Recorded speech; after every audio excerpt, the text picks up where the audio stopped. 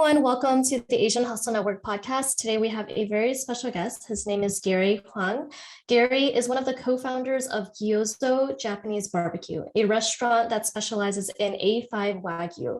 Launched in the middle of COVID 2020, shut down multiple times due to lockdown, survived and is now thriving as one of the busiest restaurants in Rockville, Maryland. Gary, welcome to the show. Thank you for having me, guys. That's a really good mic, by the way. I just want to point that out. Oh yeah, this thing. Yeah, I actually bought it for YouTubing. I didn't get a chance. I kind of stopped it a bit, but this is like, it's pretty expensive mic. That's really good quality, by the way. And Gary, so excited to have you on the podcast today. I want to start also saying thank you so much for helping us host one of the first Asian Hustle Network meetups that we have ever had in DC. So thank you so much for doing that for us. Helped us build a friendship. Really appreciate that, man. Yeah, no worries. No, the honor is mine. I really appreciate you guys trusting me to run that first event in the DMV area. And yeah, I can't wait for the Vegas event in April. Yeah, that'd be super exciting. So Gary, let's hop into the first question. Tell us about yourself and what was your upbringing like? Wow. All right. Man. All right. Let's get to it. A little bit about myself and my upbringing. All right. So should I do like a quick summary and then talk about my upbringing, or anything you want to do, Gary? Anything? Yeah. All right. So so a little bit about myself. I'm a Korean American. My family actually moved to the States when I was 2 years old. They came with like, I want to say like less than $2,000 in their pockets. Kind of like American dream, legit like American dream. Like they had no idea what they're doing. They just went for it. Pretty much to provide a better life for myself, because my sisters weren't born yet, so it's just me. So we moved to Baltimore, Maryland in 1992. And during that time, my father's working construction and my mom's working like all these odd jobs, either as like a restaurant server or working at a factory. So they work their butts off and come around like, so, my background is kind of like I come from like like lower class background.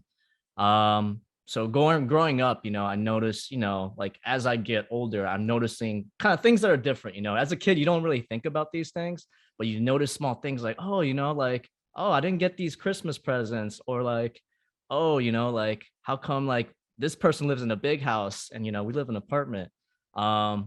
So during like my younger years, I kind of like grasp that concept of like entrepreneurship and finances.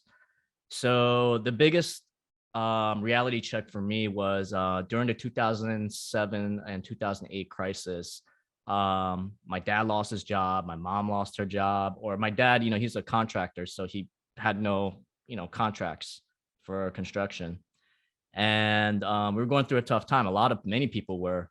So my decision was during that time is I dropped out of school and at the age of 17 and decided to join the army. And during that time, the height of the war was kicking off too in both Iraq and Afghanistan. And that's something I always wanted to do. And I don't know if you guys want me to keep talking or if you guys want to ask other questions. We want to keep talking, man. This is so interesting right now. All right. So at the age of 17, I dropped out. I think I was going into my sophomore. No. I was in the middle of my end of sophomore year and going to junior. I dropped out. And while, my friends were still studying for their SATs and whatnot, I was practicing throwing grenades and going through boot camp. And a short while in the military, I was stationed at Fort Bliss, Texas, for a while, and got orders for deployment to Afghanistan in 2011. And I think that was one of my biggest life impacts is just going through the ups and downs in the military. And for those of you guys who have served and have deployed, you guys know, the good and the pros and cons of being in the service. So being in the military, I built really close bonds with a lot of great, amazing people. Kind of like brothers. It's almost like a brotherhood where you'll honestly take a bullet for one of your friends. And going through that time, it's really hard to talk about it, but we did lose some close friends because in our job or my unit and my job, we're 11 Bravo, which is infantry, and we're pretty much have to be in combat. Most of us are in combat when we deploy. And we have dangerous missions, sometimes clearing IEDs, patrolling certain towns and areas, securing routes for other units. So it was about 10 months of that. And I think that's what built me who I am going into the future, like with my mindset. If I can get through, some things like that, I feel like I can get through almost anything. So shortly after the military, I, used my GI Bill. I left the military in 2014. I used my GI Bill to, go to school. I majored in accounting, and then I ended up working in public accounting. And man, that's a whole nother ball game. And during these years in school and in accounting, that's pretty much where I started building my side hustles. Whether it's like detailing cars, or I was importing and exporting things, selling things on Amazon, Facebook Marketplace, anywhere where you can kind of like build a hustle. I even built my own t-shirt company called Grumpy Joe's. I sold those shares in 2018, but one of our videos went viral. It was like 5 million views. It was crazy. It was pretty cool to have like a video go viral, but started on a t-shirt company, did well for a bit, and then kind of died down because we weren't really focusing too much on that. And eventually one of my friends got me into restaurants, and that's where we are now. That's awesome, man. I want to say thank you so much for your service. Yeah, thank you. Thank you guys for your support. Yeah, I think you sort of just brushed by it really quickly, and just, but that's a huge impact on anyone's life to be a part of that experience, right? So thank you so much for serving our country and do the things you do. So just dive more deep into that experience. Is how do you feel like that time in the military has not only affected your mindset, because as you mentioned, you can get through this, you can get through anything, right? What we noticed between me and Maggie is our military friends tend to be the most focused, the most driven and most disciplined people that we know, right? And how have you taken those skill set and life experience to apply to your mindset of like how you want to do things, and how do you approach each problem as you're trying to like learn more about a new industry or a new hustle? What is that like for you? Wow, that's man, let me think about that for a sec. So I guess when I tackle problems, I try to see the whole over scope of the issue. For example, like let's say at the restaurant industry,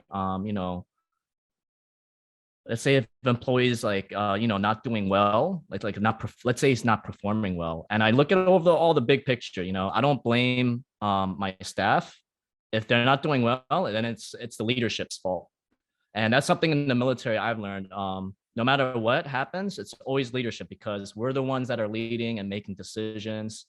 So at the end of the day, I can, as leaders, or, even you guys are leaders. You guys are, man, leaders of a huge Asian community.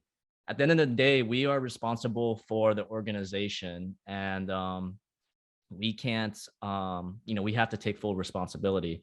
So let's say one of our employees, isn't performing well, then got to look into why. Is it the mentality? Is it external factors outside of work? Or is it because we haven't provided the critical and necessary training? And then, you just kind of dive deep in from there and see all the routes. But that's how, my mindset works when it comes to solving any issues. Well, yeah, I mean, that is a really, really good way to lead. And I know, there's a couple of articles about you, and it also says the same thing you've quoted previously. Like, if a restaurant is successful, it's not because of you or your partners, but rather the collective work of the entire team. And that just like kind of like pulled on my heartstrings, because I think a lot of the times we look at the leader and, we put a lot of spotlight and emphasis on the leaders, see how they're running the business, see how they're running the restaurant, et cetera, et cetera. But a lot of it has to go towards the team as well, and it's really a collective work. Like you have to make sure that the team is working really well with the leader, and you emphasize that perfectly. I want to know, after, your time in military, when you had transitioned into accounting work, what were you feeling at that time? And how did you kind of decide, like, is this what did you kind of go through this time, like, do I want to stay in accounting, or do I want to do something else? I want to know, like, what was going through your mind at that time after your time in military. Got it. Wow, thank you, Maggie. That's actually a really great question, because I'm sure a lot of veterans do feel the same way when they get out.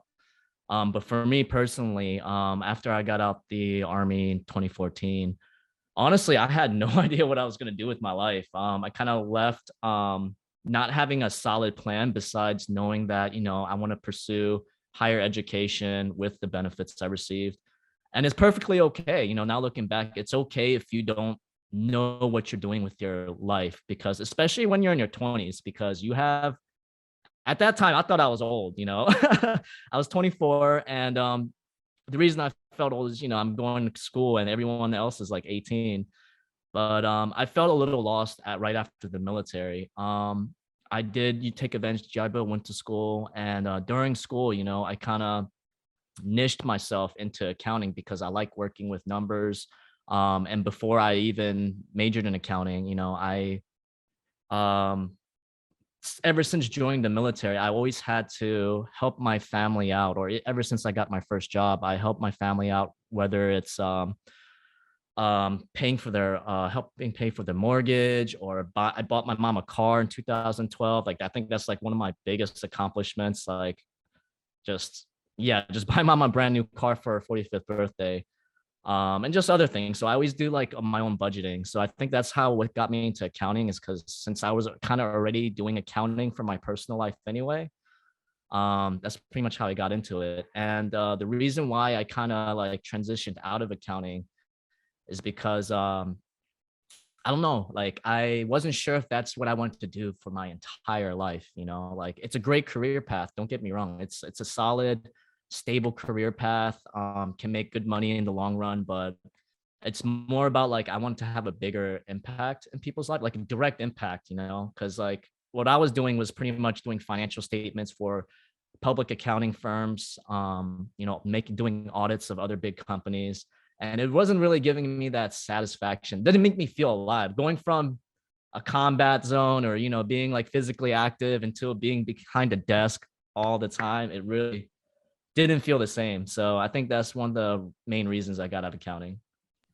Yeah, that's helpful to know. I love that you don't really bash on it as well. Like, you understood that you wanted to do something more fulfilling, but at the same time, accounting is a really good position to be in, a really good industry to be in. And I'm sure that it has helped you build your own businesses too, right? Because a lot of CEOs and a lot of founders, they start businesses, but many of them, to a surprise, they actually don't have a lot of like financial background or financial knowledge. So they have to hire people who are actually knowledgeable in that. But for you to have accounting background and financial background, it probably is extremely helpful for you to start a business.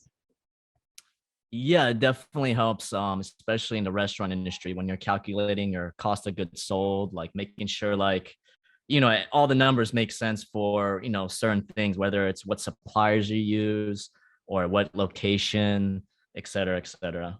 Yeah, absolutely. So I do want to transition and talk about your restaurant, Gyuzo. And I know that you had opened, this was your first restaurant, right? And you had opened it on Veterans Day, which is so symbolic, and I'm sure it has such a deep meaning for you. Can you talk about like why you decided to open it on Veterans Day and what that process looked like for you? Yes, thanks for asking that question, because I actually almost forgot that we opened on Veterans Day. It's been but yeah, to answer your question, we didn't plan on opening on Veterans Day. Actually, it just kind of fell into it perfectly, because originally we were supposed to open 8 months earlier, but the whole COVID situation kind of like just dropped everything. Like the contractor stopped working, all the shipments were delayed, like all of the supplies we needed to build our restaurant was delayed. So yeah, we actually did not plan on opening on Veterans Day. It just happened like, oh, it's Veterans Day, you know, like, and I think a local news article wrote like, or local news kind of like wrote an article about it just because it's so, I guess, symbolic. Wow, that's amazing. Yeah. I mean, a lot of businesses have struggled during COVID. And we know that one of your, I mean, your restaurant is one of them that had struggled. And I'm sure you went through so many ups and downs of just trying to open up the restaurant during that time. Especially as like a minority, a lot of us were affected, you know, due to either like racism or whatever it was. Tell us about like the whole process of that. Like, why was it so difficult, and what was going through your mind at that time? You know, I'm sure you were extremely stressed out, right? And like, how did you stay on top of it and make sure, you know, your team was doing well, no one was, you know, freaking out at the time? Just managing a team is just so much pressure and burden for you as a leader. What was going on at that time? Like, what were you thinking at that time? Wow. That's a deep question. So yeah, COVID definitely hit us hard and it affected us in every possible way. I want to give out a shout out to my partner. He's like the one of the big brains behind Gyuzo, Derek Liu. He's my partner. Shout out to you, bro, if you're listening. He's the one of the other glues that helped keep the team together. During COVID, I mean, it, like I said before, delayed everything and it caused a headache. And, you know, it's just like, it's full of uncertainties. Like you don't know what, we can't plan ahead because we don't know what's going to happen next. Because there was a bunch of shutdowns and reopenings and another shutdown. I think we got shut down overall. We got shut down multiple times, like 4 or 5 times, and we had to reopen 3 or 4 or 5 times. So it was really hard retaining, you know, trying to retain our staff because our staff needs to make money too, to in order to survive, and we understand that. And they may, you know, as they make good money at Gyuzo, they can't make money if, you know, we're closed. And it hit us, and it's just like we had to pay for rent and a bunch of other things. It's just full of uncertainties. And it's, we were scared, honestly, but we also kind of adapted. We did a bunch of carry out and deliveries, like different kinds of Wagyu bento boxes and like just a bunch of different things. And then like it's a good point that you hit that with the as a being a Asian minority during COVID, a lot of people were affected, including restaurants.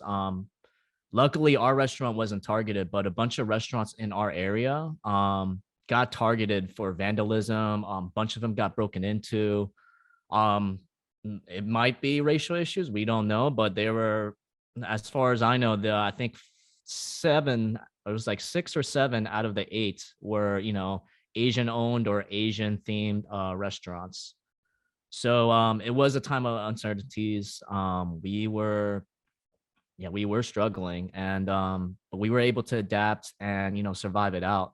And even during the time, I believe it was December, you know, multiple, I mean, COVID was spreading. So like I got COVID, I was out for like 2 weeks, and like my partner had to like just take over everything, like everything that I was responsible for. So he was stressed out. And then we got shut down again. And then like we had to reopen again. It was crazy. But and we actually reopened. It's funny, another key date. We actually after we got shut down for like a month and a half, we reopened on Valentine's Day of 2021. So it seems like we always you know, like open on these key dates, but yeah, so that's pretty much it. Man, shout out to you, dude. Like, and we hear from all our restaurant friends that the restaurant industry is one of the toughest industries to be a part of, simply because the margins are so razor thin, a lot thinner than any of us think, right? And I'm kind of curious too, like how has the inflation and the supply chains issue like affected your business in the way like you had to think about getting ingredients and supplies and all the other stuff? Like, how has that affected your business personally? Yeah, so That's a very good question, Brian. Not many. I'm pretty sure not majority of Americans don't know how a lot of, not even just restaurants, a lot of businesses are affected with this huge inflation and the supply chain issues. I want to say it started happening about like 5 months ago, 6 months ago. You started seeing like slow creep of food costs, and affected us a lot. Like we're talking about like going from, let's say, a 30 to 35% food cost to maybe like 50, 60% food cost on some restaurants. Like one of my other restaurants, we're at like almost a 55% food cost right now. So that's why we had to kind of like adjust our prices to kind of like make up for it, because let's say the price of chicken, it used to be 99 cents a pound per chicken. Right now, I think it's averaging to like anywhere from $3.80 to $4.50 a pound. So we're That's talking about like insane. 400 to 500% increase and certain or I'm sorry, 300 to 400% increase in certain supplies. And pork belly, the same thing. I mean, it's just everything. So it significantly affected the restaurant industry, including us. And what we've done is to kind of like, we were already prepared for that ahead of time. So we do eat up some of the cost, but we try not to raise it too much on the price, because people psychologically, it takes a while for people to realize kind of like inflation in their own head. Like, oh, okay. Cause if you look back 20 years ago, like $25 might be able to fill up a whole tank. But it doesn't like register into people's minds psychologically until like at least a few years out. So we're kind of like slowly adjusting our prices, but not to the point where it's affecting people's pockets, but pretty much to help us stay afloat and keep the costs, down. Yeah, I mean that's definitely tough on everyone, and I think it's really smart that you bring that part up too. Is like you don't want to psychologically spike the prices. You kind of slow increases. Like, did they get more Yeah. expensive? Yeah, I think that's the question that everyone start asking Yeah. nowadays. And they Like, come back next time. It's like, oh, why is pork belly $20 more? yeah, that's pretty insane. And I'm kind of curious too. Like, I don't know where I seen this earlier. I think I seen something on your Facebook a couple of months back or something, or maybe on Yelp about like Mhm. some customers writing some bad reviews. But I think the way that you handled the situation was awesome. Like, how do you handle those kind of situations where you see like a bad Yelp review, you see a bad review somewhere? Like, how do you as an owner first? How do you feel when you see something like that? And second, after the emotions set aside, how do you deal with that situation? Another great question, Brian. So obviously it does make me feel like, oh man, like personally attacked, because it's like we put our heart, mind, sweat, blood, and tears into this. So and how we react to it is no matter what, we act professional, we take it seriously. Sometimes it's real legit issues. Sometimes let's say something was messed up, they didn't get a certain order, or let's say there was example hair in their food or something, whatever it is, we try to fix it. If it's our fault, definitely we fix it 100%. Even if customers, I mean, it depends what the customers are, what the reason was. Some people can be, I mean, for those of you guys in the restaurant industry, you guys know some people can be a little over the edge. They expect like everything like crazy, like service. I'm talking about that. We had this one lady, I think she waited like literally 5 minutes for her table to get ready, for it to be cleaned up and reset. And she was like just 5 minutes. And she got like furious and started like yelling at my host. And I had to like pretty much calm her down and find out what the issue is. And she demanded like a 100% discount practically. I was like, hold up, hold up. I still handled it professionally, of course. Even no matter how ridiculous some complaints are, we give her like a very small discount, just like a free dish of like something that has very cheap cost of goods sold on the house, just to kind of like calm the situation, rather than, let's say, she emotionally gets worse and we have to, like, let's say, call the cops to take her out. I'd rather just kind of like, I guess, eat it up, just eat it up, take it for the team, because it's not worth our time to kind of like fight with those kind of people. But for the majority of part, we try to fix what the reviews do kind of like entail. Like if it's something we need to work on, we'll do it because we're not perfect. We're always trying to strive to improve our service, our quality of food, and everyone's experience here. I like that. Yeah. No, I was just going to say, I love that transparency. And, it's really common to see bad Yelp reviews on Yelp, right? People love to leave Yelp reviews when they're having a bad experience, but if they do have a good experience, like they're less likely to leave a review, right? And so I do see sometimes, restaurant owners, they do, yell back or like fight back, right? And sometimes it gets a lot of hype, like, oh, some people love drama. So they're like, wow, good for the restaurant owner for standing up for themselves, right? But then it only gets hype for like maybe a week or two, and then it kind of passes by, right? But I love that you try to take constructive feedback and you're still nice to all the customers, because who knows, like maybe they'll come back because they saw how transparent and how honest you were, right?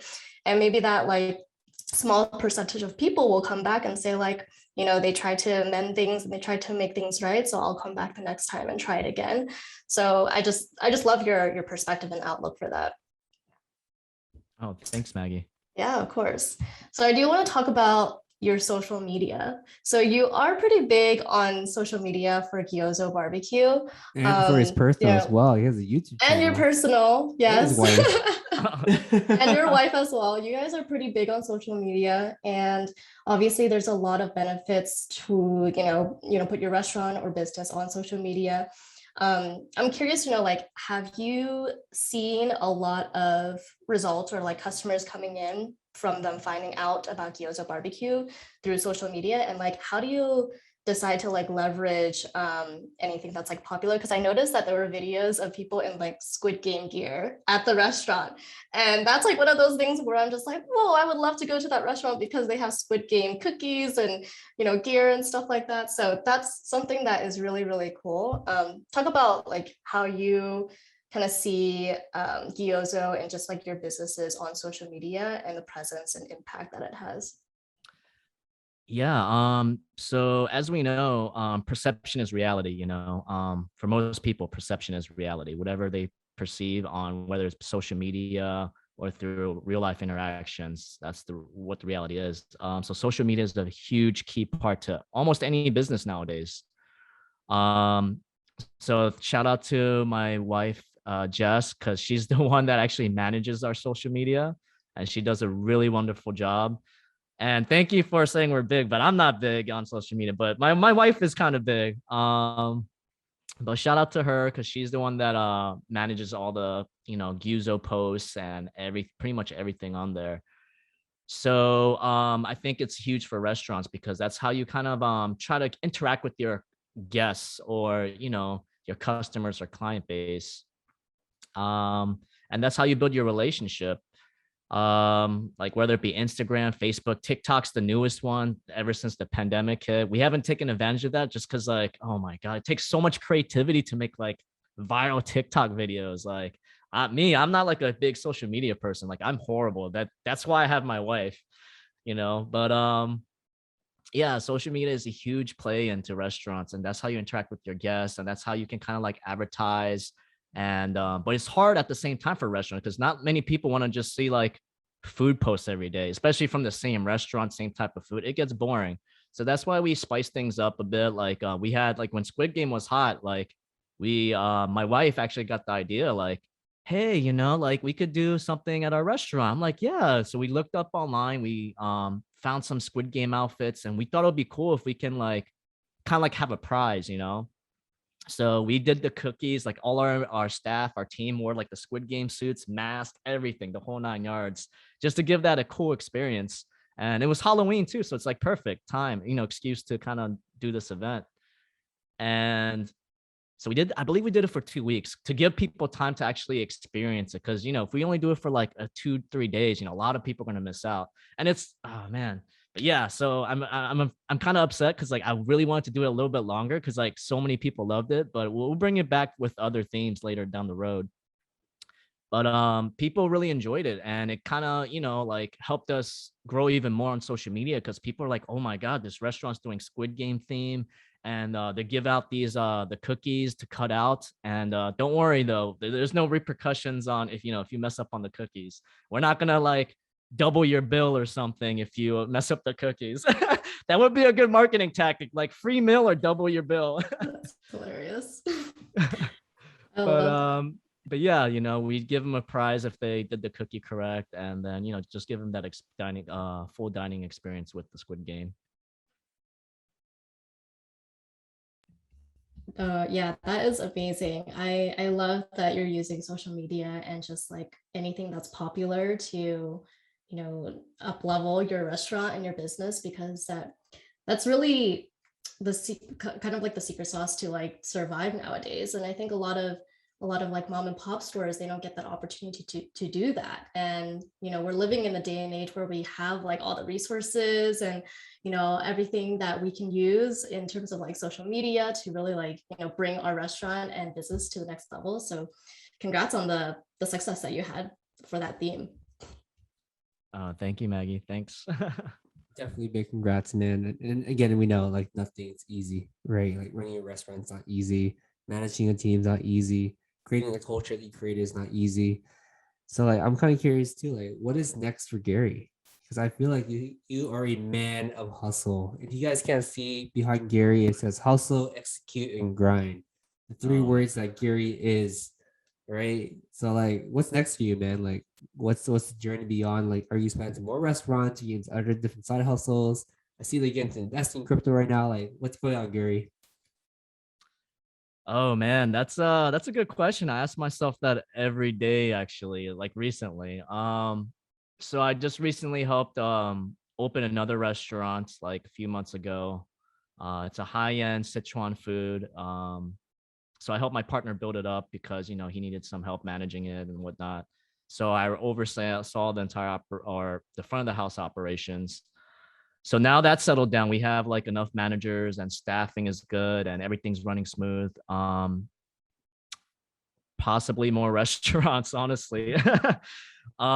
Looking, so I'm part of a bigger restaurant group called IVIA Restaurant Group, and the entire group, I want to say the president owns all of them, and he has, I want to say, around 50 right now. It's a lot.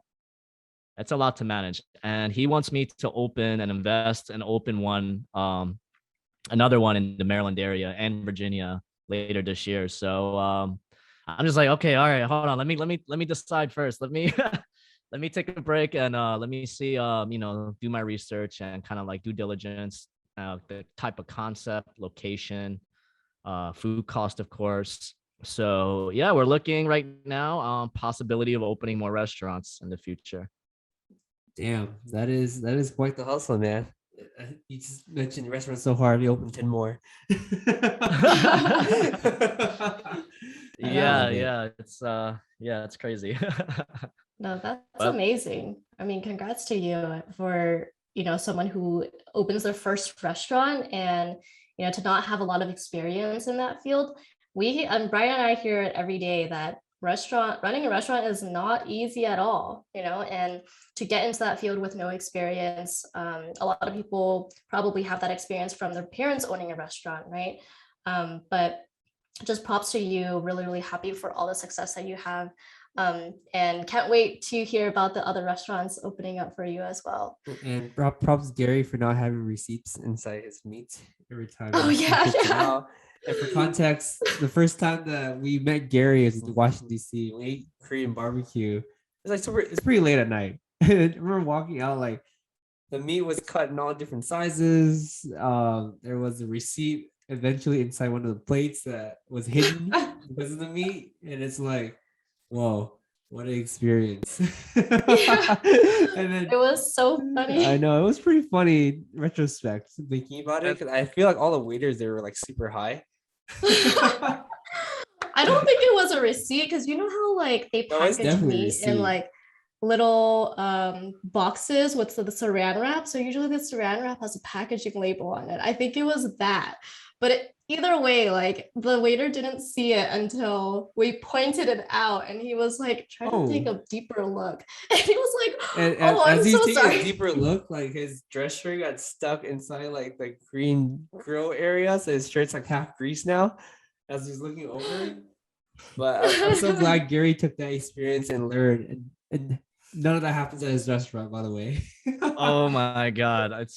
Oh my God. It's funny that you bring back that memory because I remember specifically telling you guys, like, after that event in DC, I was like, yo, we're gonna take you guys to one of the best Korean barbecue restaurants in the area. I was like, we were hyping it up for you guys, like, yo, you guys gonna love it. And then as soon as we get there, our first meat that comes out, like in the middle of cooking, we see like a receipt burning, like almost catching on fire.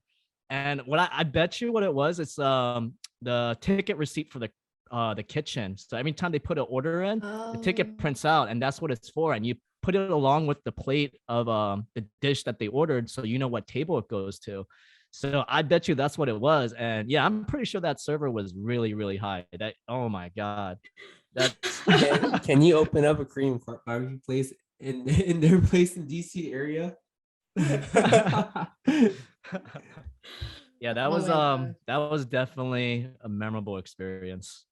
It was definitely a memorable experience, and that was the first time we had met. So we'll always remember that time that we ate together and we found a receipt in our food. So Gary, we have one last question for you, and that is, if you could give an advice to someone who is trying to get into the restaurant business, what would that advice be?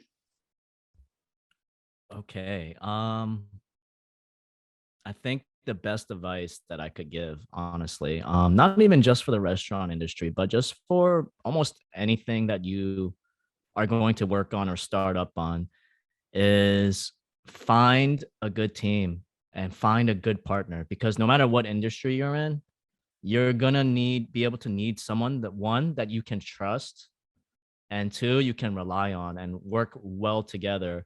Like, for example, my partner Derek, we fill in each other's weaknesses. Our strengths and our weaknesses are pretty much polar opposites.